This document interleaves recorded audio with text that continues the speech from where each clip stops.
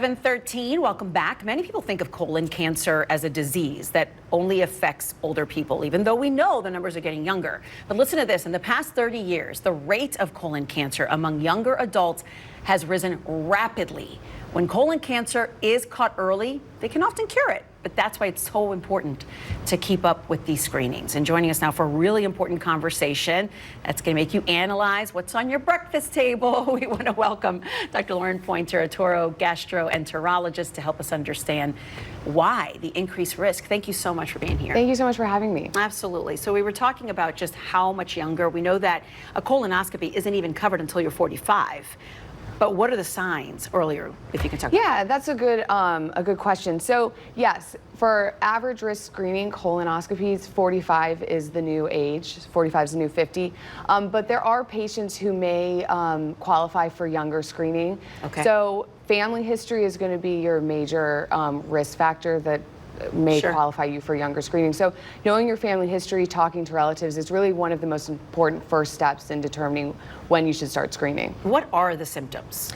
So sometimes there's not many symptoms, but bleeding, changes in bowel habits, abdominal pain, weight loss, anemia, or low blood counts are all things that we look at that may be concerning and may qualify you for earlier screening as well. So we know the story behind processed meats. What is the food connection to an increase in colon cancer? We absolutely know that lifestyle increases patients' risk for colon cancer and many other diseases, obviously. Diet plays a big role, and we are seeing an increased risk in younger patients, probably because of diet, lifestyle. So maintaining a healthy diet, staying physically active, limiting alcohol use, and stopping smoking can all really decrease your risk. Got it. When people ask you, why did this happen to my loved one? Why is it happening to me? I'm healthy, I'm young, why me? What do you tell them?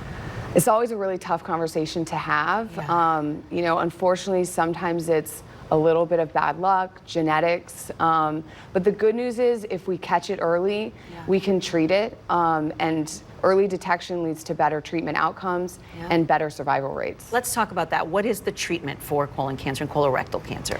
So it depends on when it's diagnosed and at what stage. So for colonoscopies, the big thing we're looking for are colon polyps, which are precursor lesions. So if we can find those and take them out before they turn into cancer, your risk of getting colon cancer decreases quite a bit.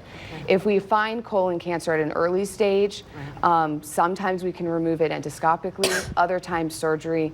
And if we catch it early enough, you can avoid chemotherapy and radiation too. Okay, so a lot of people say, oh, I don't want to get a colonoscopy until I absolutely have to. But there are a lot of options too. There's ColorGuard. Talk about the Yeah, absolutely. Luckily, there are a lot of different screening options out there. Colonoscopy is going to be your gold standard, but there are many other options, including stool-based testing, like fecal immunochemical testing, stool-based DNA testing, like you were talking about, and then virtual colonoscopy as well. The right test depends on patient preference as well as medical history, so talk to your gastroenterologist to determine which one's best for you. Awesome. Dr. Lauren Pointer from Touro, thank you. Thank you so much for having me.